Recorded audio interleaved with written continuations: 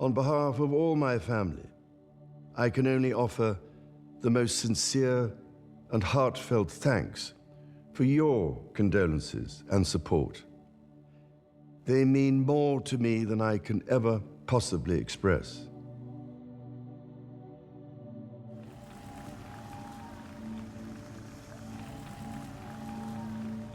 And to my darling Mama, as you begin your last great journey to join my dear late Papa, I want simply to say this: thank you.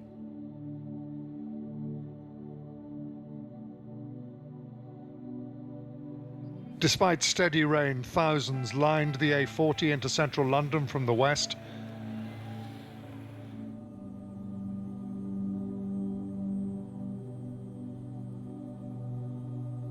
On the other side of the road, they stopped, nose to tail, in the fast lane as the cortege came past. As they passed Marble Arch, the pavements on the western end of Oxford Street and down Park Lane were packed and silent.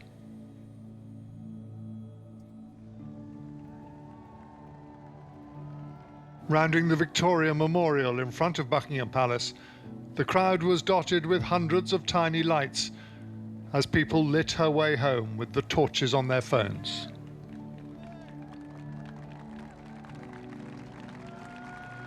Her police motorcycle escort, their job done, stopped, heads bowed on either side.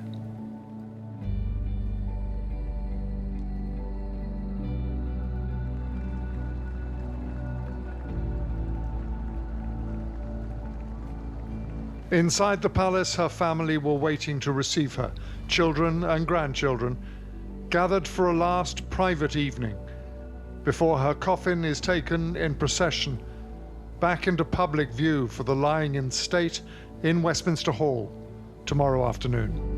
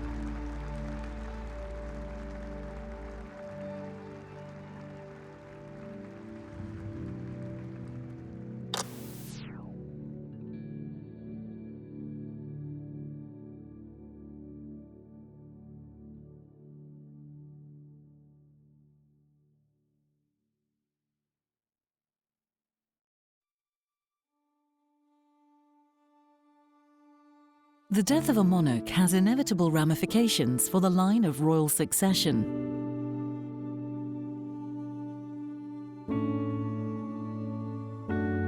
Charles has been the longest-serving heir apparent in British history.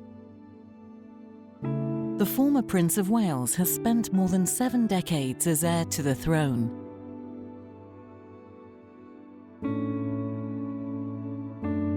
As Prince of Wales, Charles has defined the role of heir apparent. He has been called a visionary in his creative and forward-thinking ideas. Well, I think that Charles, when he was Prince of Wales, he created a role for himself, and he fulfilled it extremely well. You know, he earned the great, great respect of his parents because he was a very awkward, shambolic child, odd teenager, difficult, shy. But he had this real simpatico and warmth, and he won people over.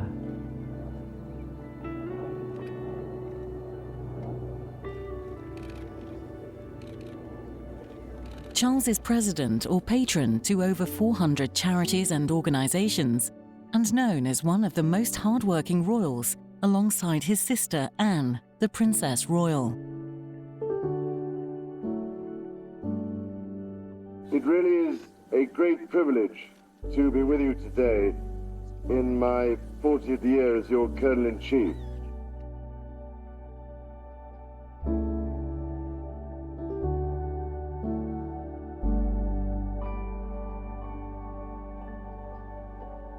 One of the gems of the Queen's reign is her involvement in and support of the Commonwealth, of which she is head, an important role also fulfilled by her late father.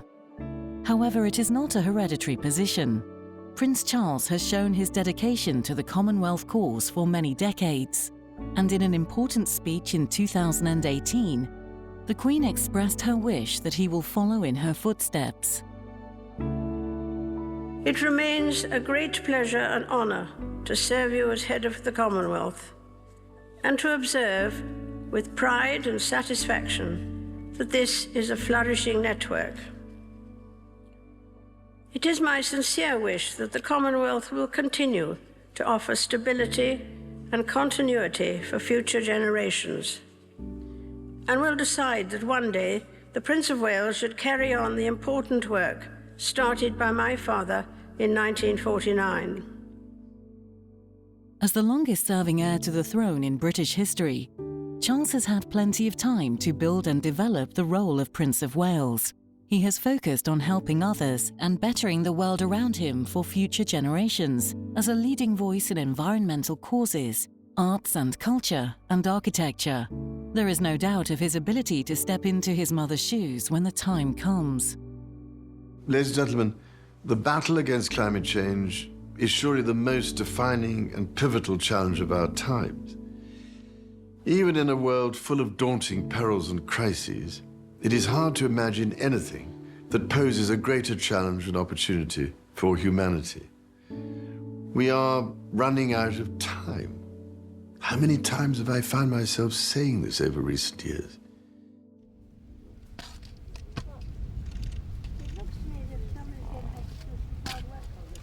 I think Joe's hiding behind a bush.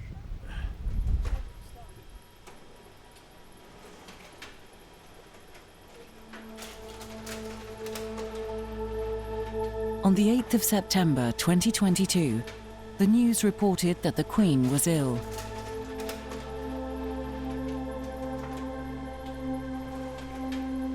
Just after 12:30 today, we heard the news from Buckingham Palace that the Queen were concerned about the Queen's health. They said that doctors were concerned and they told her to rest, and she was under medical supervision.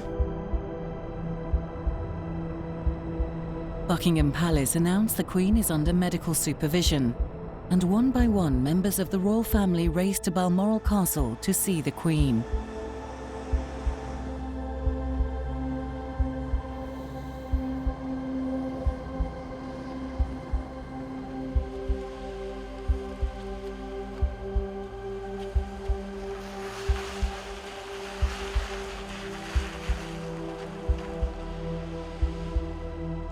But the concerning thing is that members of the royal family, her children, and William, the second in line to the throne, grandchild, are all travelling up to Balmoral to see her as we speak. So that is the concerning thing, that the family feel that things are so serious that they need to be by the Queen's side at this moment.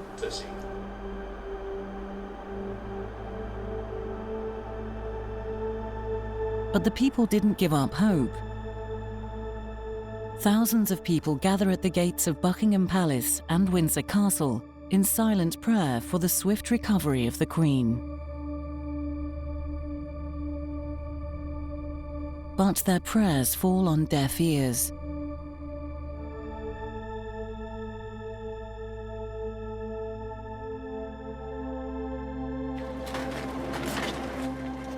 A single sheet of paper is carried by 2 footmen and hung on the gates of the palace. A short message printed upon it reads: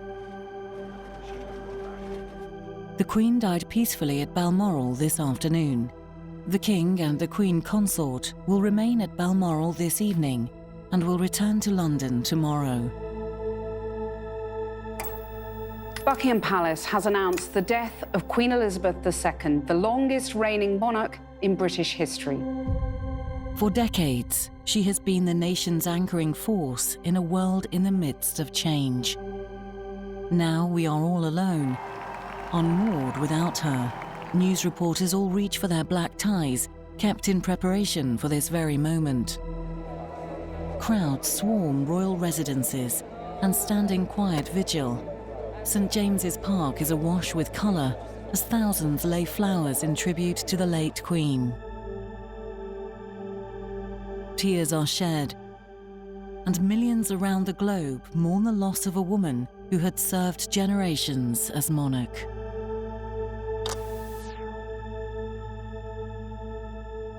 And so the reign of Elizabeth II comes to a close after 70 years at the age of 96.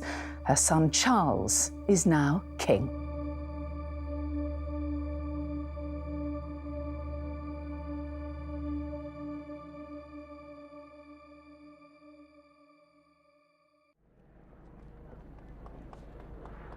He has little time to grieve, as he has official duties to attend to. The following day, Charles and Camilla return to London. After greeting crowds at Buckingham Palace, Charles and Camilla walk through the Golden Gates as King and Queen for the first time. I think that probably the shock of his mother's very sudden death and him becoming king, when these things happen, you go into slight shock, so you act quite mechanically. It sort of protects you in a way. But at the time, you're in this sort of bubble, so I'm sure Charles was in a sort of bubble. He had his duty to do, and he was in shock, and it protected him. And then maybe he hasn't even had time to grieve yet. Charles makes his first televised broadcast as king, paying heartfelt tribute to his beloved late mother, Queen Elizabeth II. I think that Charles's very first broadcast as king to his people was extremely well thought out, extremely moving, and it was very measured, very careful. Charles has great delivery. I mean, he's practically like a Shakespearean actor. Well, he was a Shakespearean actor at one time. So his delivery of all these speeches is completely brilliant. And I think he writes most of them himself. And he delivers it with superb timing and superb emotion. When the Queen came to the throne, Britain and the world were still coping with the privations and aftermath of the Second World War, and still living by the conventions of earlier times. In the course of the last 70 years, we have seen our society become one of many cultures and many faiths. The institutions of the state have changed in turn. In the Commonwealth and across the world, a deep sense of gratitude for the more than 70 years in which my mother, as Queen, served the people of so many nations. In 1947, on her 21st birthday, she pledged in a broadcast from Cape Town to the Commonwealth to devote her life, whether it be short or long, to the service of her peoples.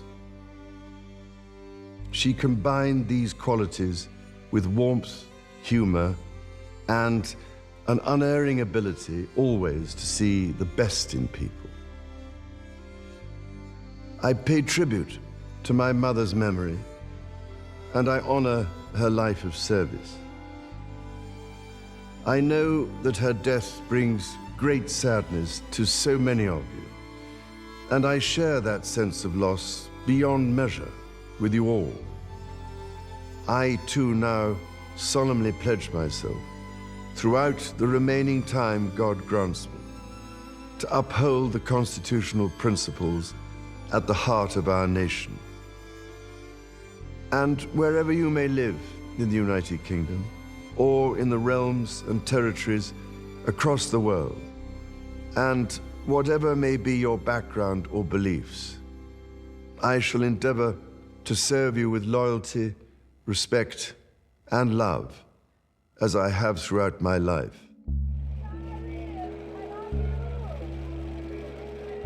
Unlike his mother, Queen Elizabeth II, Charles always knew he would one day become king, and has held the title of Prince of Wales since 1958, and was formally invested by the Queen a few years later. if you're the heir to the monarch, there's always a sense of preparation to become king or queen. So I think there's absolutely always a sense that whoever is heir apparent is being groomed for the role from the minute they know that that's their destiny.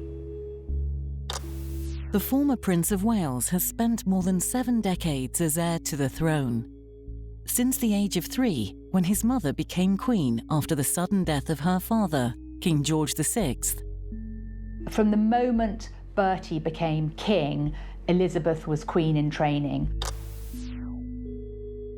George knew that his health was failing. He knew that he'd had cancer and he knew that he was unlikely to become an old man. So he knew that his daughter Elizabeth would have to become queen at some point before she was ready for it.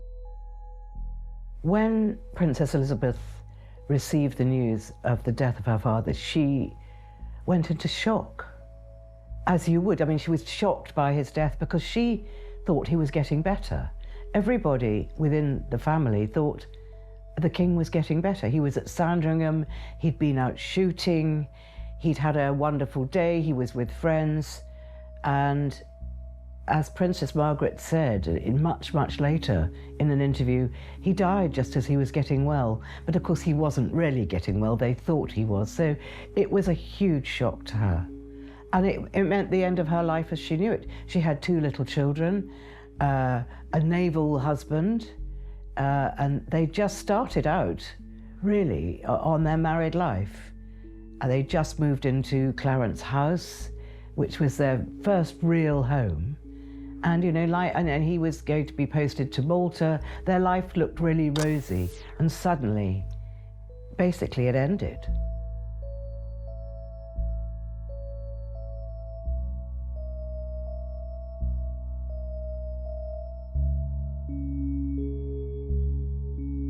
You don't want to sentimentalise these things because you don't want to make it look as if it's, you know, a heartbroken queen. But she was a relatively young woman, recently married, and she lost her father. And in addition to personal loss, she knew she was going to have to become queen. I think that was an incredible moment because you know at that stage that you've got to change your entire life and you'll never have your own life again.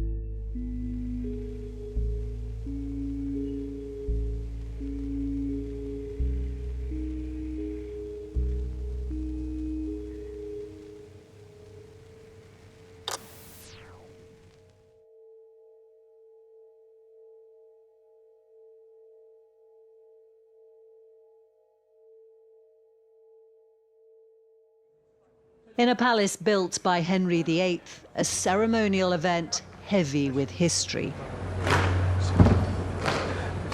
The first time in 70 years this country has proclaimed a new monarch.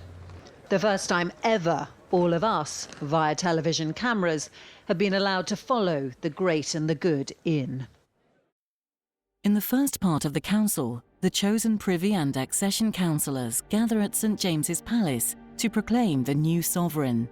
The cabinet post, now held by new Leader of the Commons, Penny Mordaunt, announced the demise of Queen Elizabeth II, while the new king waited in the adjoining room.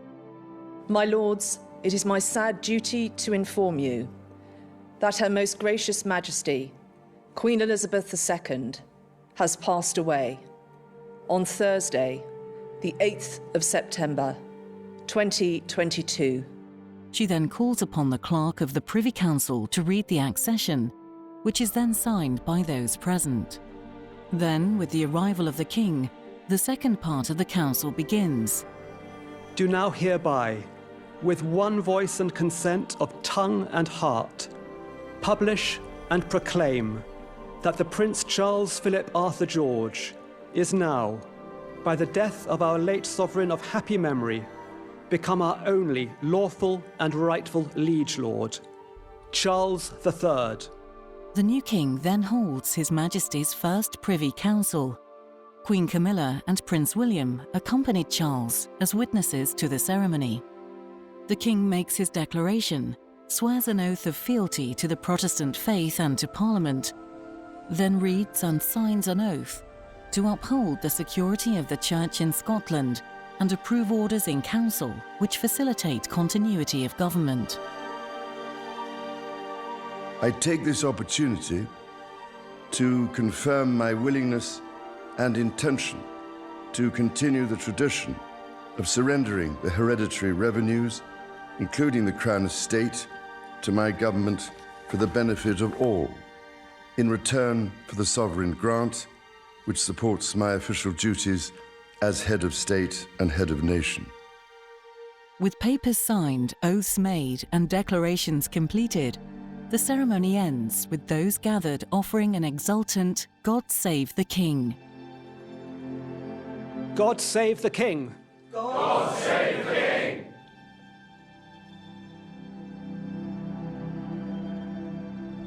An hour later, thousands of record buttons were pressed on phones and cameras as the Garter King of Arms emerged onto the balcony overlooking Friary Court in the palace, followed by the Earl Marshal, other officers of arms, and the sergeants at arms. Below them, a burst of royal guards and in ceremonial red stand rigidly in a medieval display of pomp and pageantry. The genealogist David White publicly announced to the crowds gathered below that King Charles III is now sovereign. Outside the royal court, the state trumpets sound. Before rolling news, the role of this part of the ceremony was to spread the word to a waiting nation.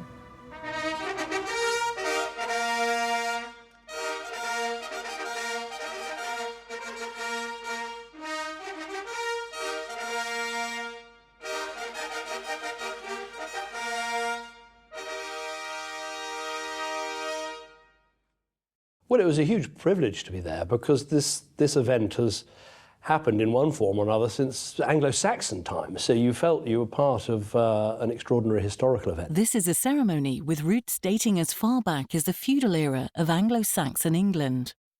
The Anglo-Saxon councils chose a monarch from a lineup of eligible royal males who was elected to be the next king.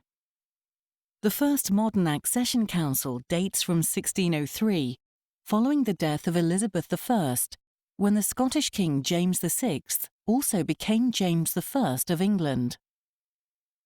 During the proclamation of Edward VIII in 1936, the new king looked on in horror. He did not want to be king, as he found the restrictions of being monarch and the day-to-day governments that came with it rather chafing. Liege Lord Edward VIII. God save the King!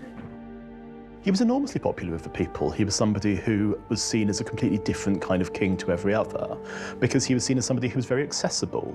And the glamour that he'd had as a younger man persisted. There was a real sense that he was the first king who had ever really come down to the level of the public. God save the King!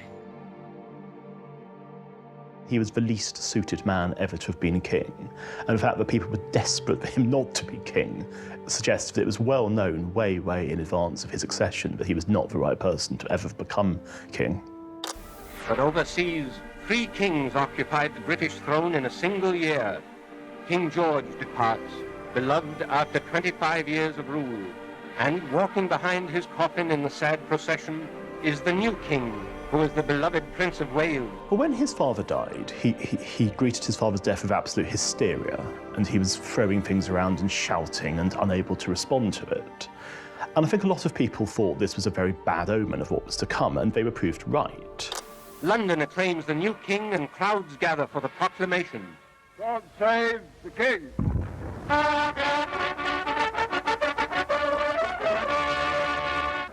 But even while the proclamation still rings, King Edward stands beside Mr. and Mrs. Simpson in the windows of his apartments at St. James Palace.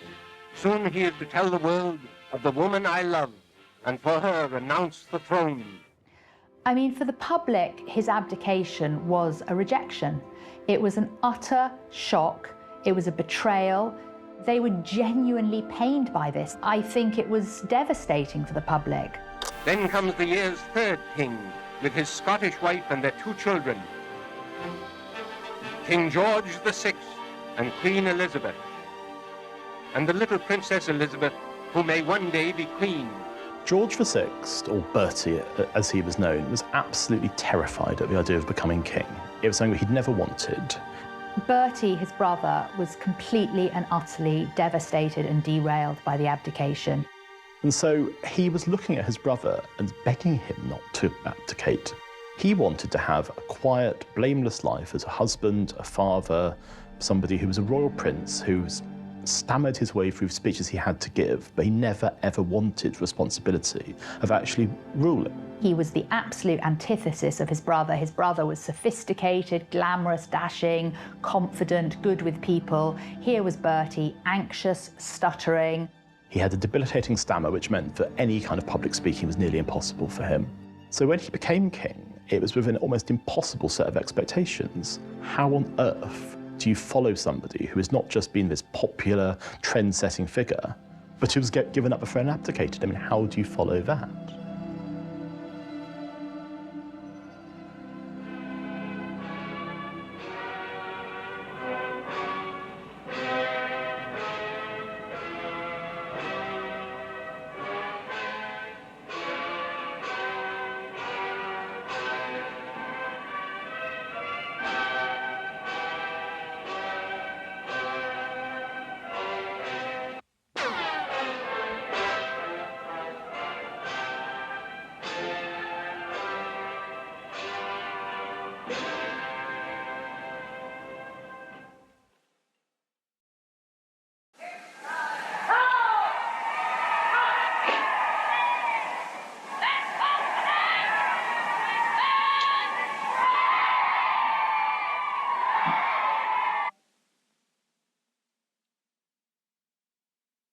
By the end of his reign, thanks to his unwavering rule during the chaos of the Second World War, King George VI was a very popular monarch.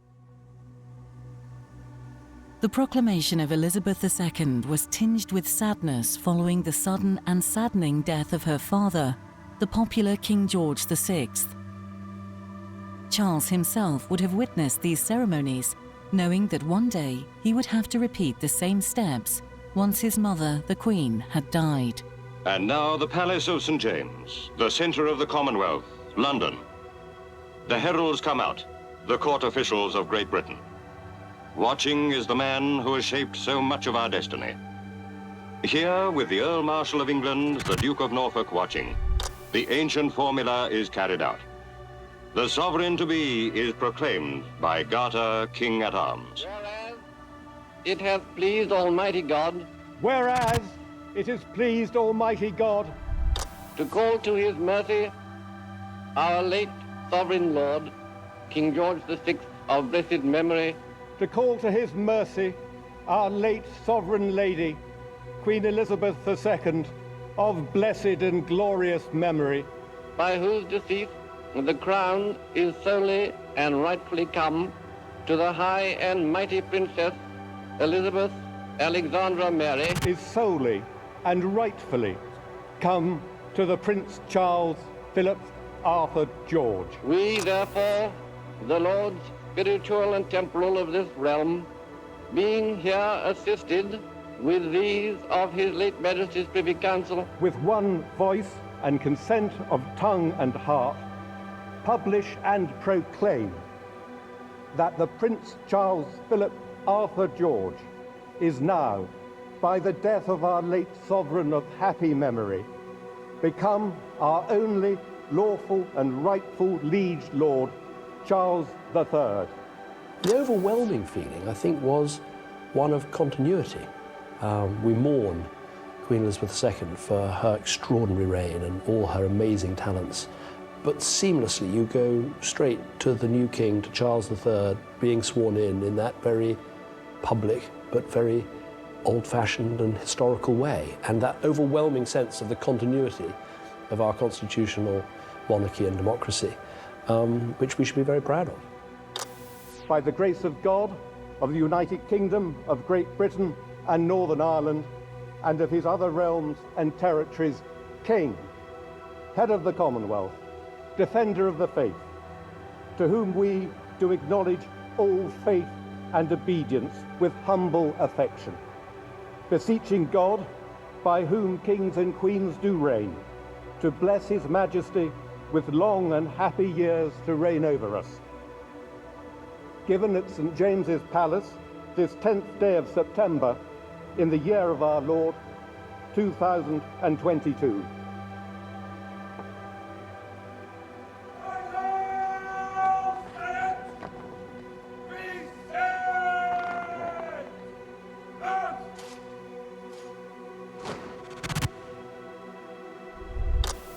God save the King! God save the King!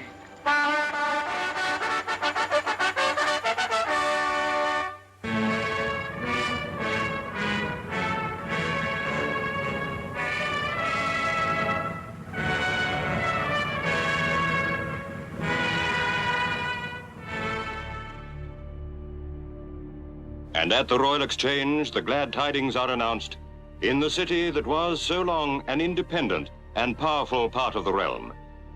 Hers by right of succession, the Princess Elizabeth has agreed to accept the crown and rule as Queen.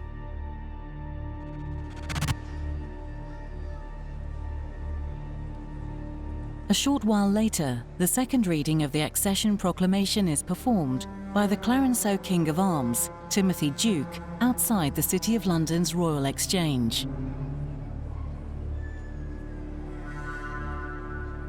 The accession to the throne of a new monarch always brings with it sadness for the departed sovereign and a period of both excitement and uncertainty of the royal family.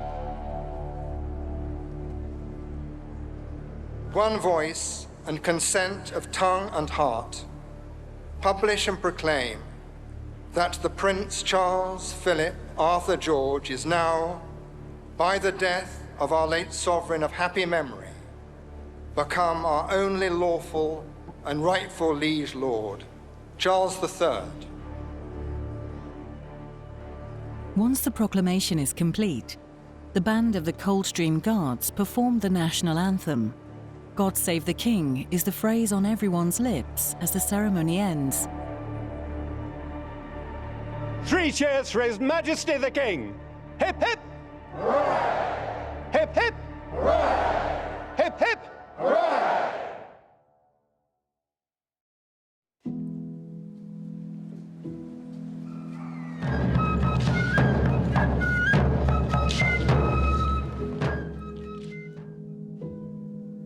The following day, gun salutes echo across the country, from Edinburgh to Cardiff, London to Belfast, as local proclamations are made. God save the King! God save the King!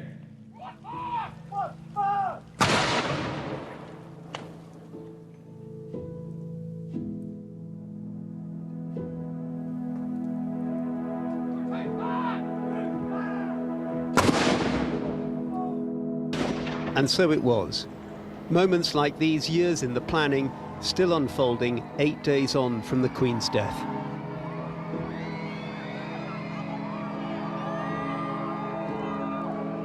The streets around Llandaff Cathedral in Cardiff were packed, 64 years on from his first visit to Wales, in an era when they still used to sing, God Bless the Prince of Wales. Around the world, more proclamations are made, declaring Charles III the new king. This is the first step on the long road to his coronation.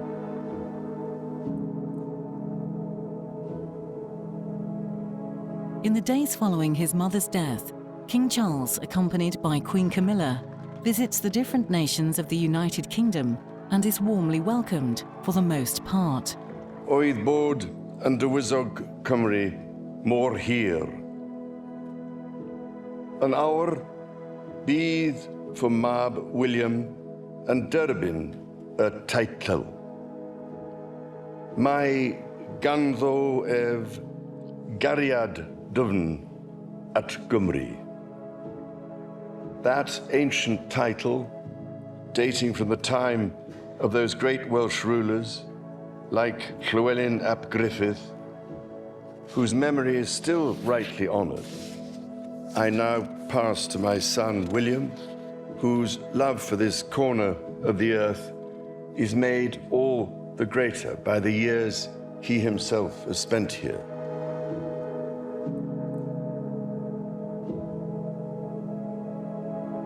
Before the King flew to Scotland this morning, both Houses of Parliament had gathered in Westminster Hall to present their addresses of condolence and loyalty to the new monarch.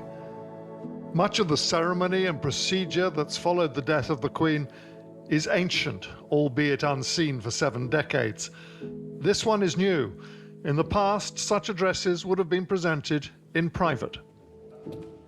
Members of both Houses of Parliament gather here to express our deep sympathy for the loss we have all sustained in the death of our Sovereign Lady, Queen Elizabeth. We have seen that this is a loss that is felt around the world. Deep as our grief is, we know yours is deeper. In the very hall where an earlier Parliament had put an earlier King Charles on trial for his life, the King spoke of the inextricable link between Crown and Parliament in a constitutional monarchy. Parliament is the living and breathing instrument of our democracy. That your traditions are ancient, we see in the construction of this great hall.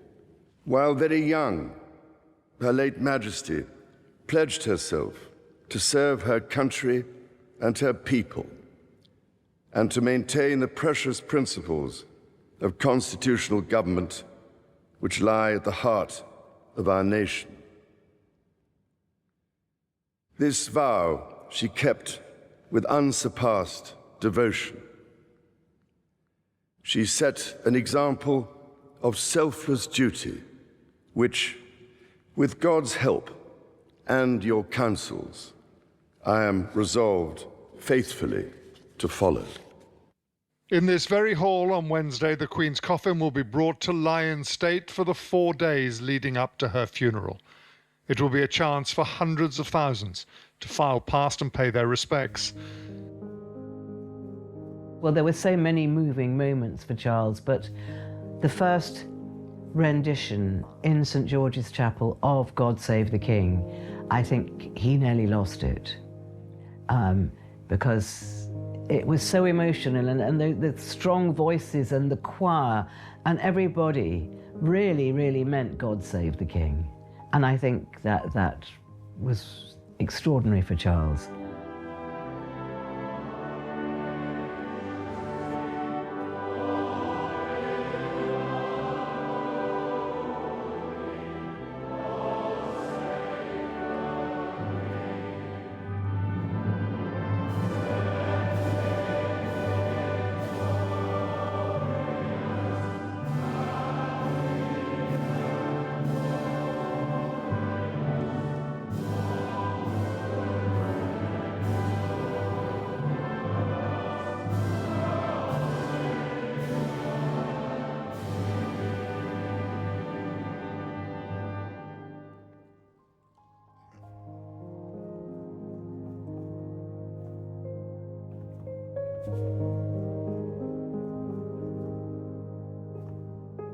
The King's coronation is announced and will take place on May the 6th, 2023.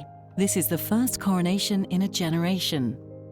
The ancient ritual, full of pomp and ceremony, will certainly be a sight to behold, and Charles and Camilla will be crowned King and Queen.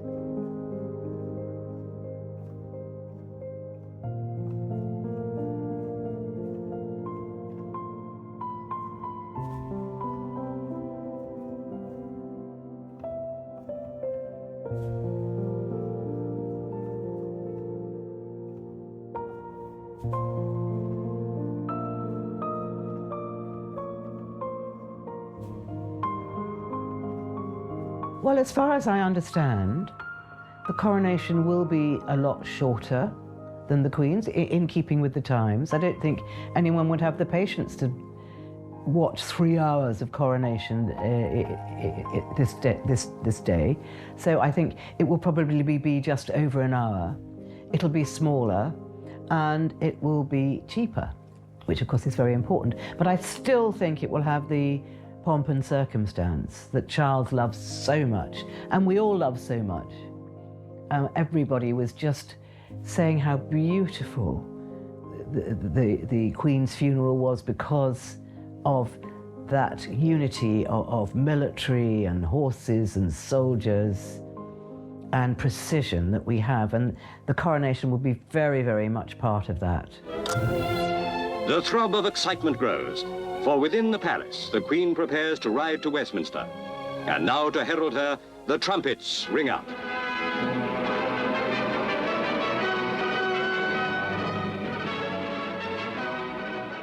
Well, the coronation of the Queen was a huge and very significant affair. It was a 3-hour ceremony. It was, everybody recalls, the coldest June day that had ever happened. And it was pouring with rain. We won't ever have a ceremony quite like that again. Since 1066, every coronation of British monarchs has been held at Westminster Abbey. During this centuries-old initiation rite, the new monarch enters the abbey wearing a crimson surcoat and takes their rightful place on the chair of estate. The archbishops move around the coronation theatre from the east, south, west and north, while calling for the recognition of the sovereign.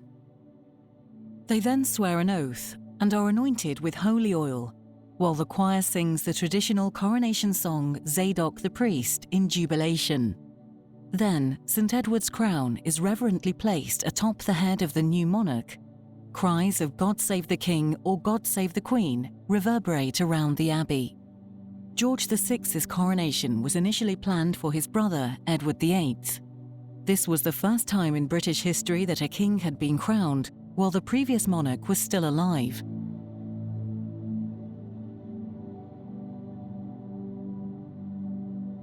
The then Princess Elizabeth could not have known that she, only 16 short years later, would be partaking in the same coronation ceremony. Day draws to its close. I know that my abiding memory of it will be not only the solemnity and beauty of the ceremony, but the inspiration of your loyalty and affection. I thank you all from a full heart. God bless you all. In turn, Queen Elizabeth's son, Charles, at only 4 years old, witnessed his mother's coronation in 1952, a prescient projection of his own fate. 70 years later, King Charles will take part in the same ceremony as his mother, grandfather, and great-grandfathers partook in. And looking from the sidelines, Charles's own son, Prince William, will stand witness to the moment that the crown of St. Edward is placed on his father's head, knowing that one day he too will bear its weight upon his brow.